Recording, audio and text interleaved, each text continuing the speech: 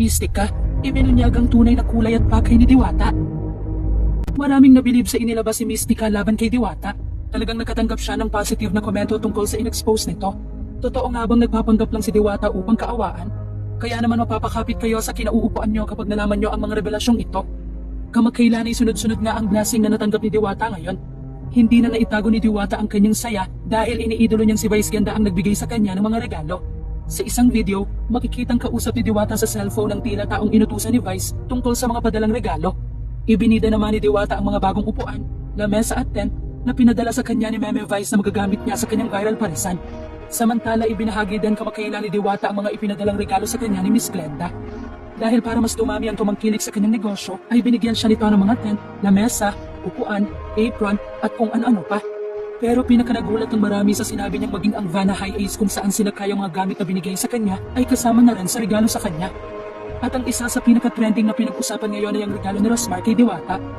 Marami nga ang napasana all sa brand new house and lot at 1 million pesos sa bigay ni Rosmar kay Diwata. Ngunit ano nga bang ibinunyag ni Mistika na tunay na kulay at pakay ni Diwata? Sa video ngang ito ni Mistika ay buong tapang niyang sinabi ang mga napansin niya sa ugali ni Diwata mula noong naging sikat ito. Ayon pa rito ay dahil umano sa mga sikat na vloggers at mga customer kaya sumikat at naging successful si Diwata.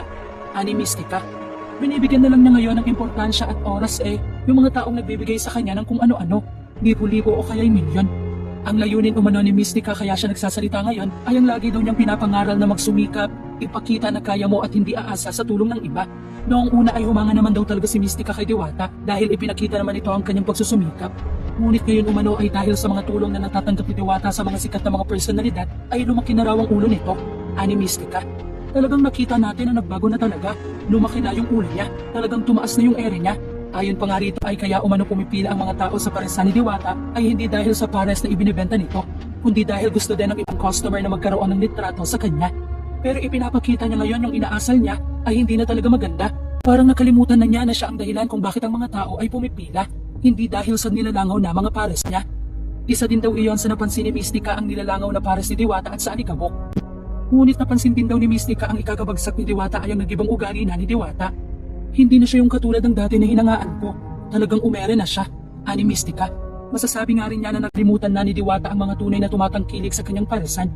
Nakalimutan na niya yung mga number 1 customer niya itong mga tumatangkilik, yung mga pumipila na talagang pinapahiya na niya. Maraming netizens nga rin ang sumang-ayon sa mga nasabing ito ni Mistika. Yes, papansinin lang ni Diwata kapag may dala na ibibigay sa kanya.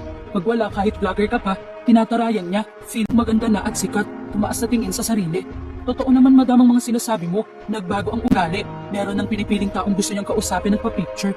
Agree, nagpapik na lang si Diwata sa mga may aabot sa kanya. Pag normal lang at walang mapapala, hindi maganda mood niya magpapik. Ganyan talaga ang tao, pag may pera ng konti, nagbabago na rin sa pakikitungo sa kapwa. Huwag niyo na kasing pansinin.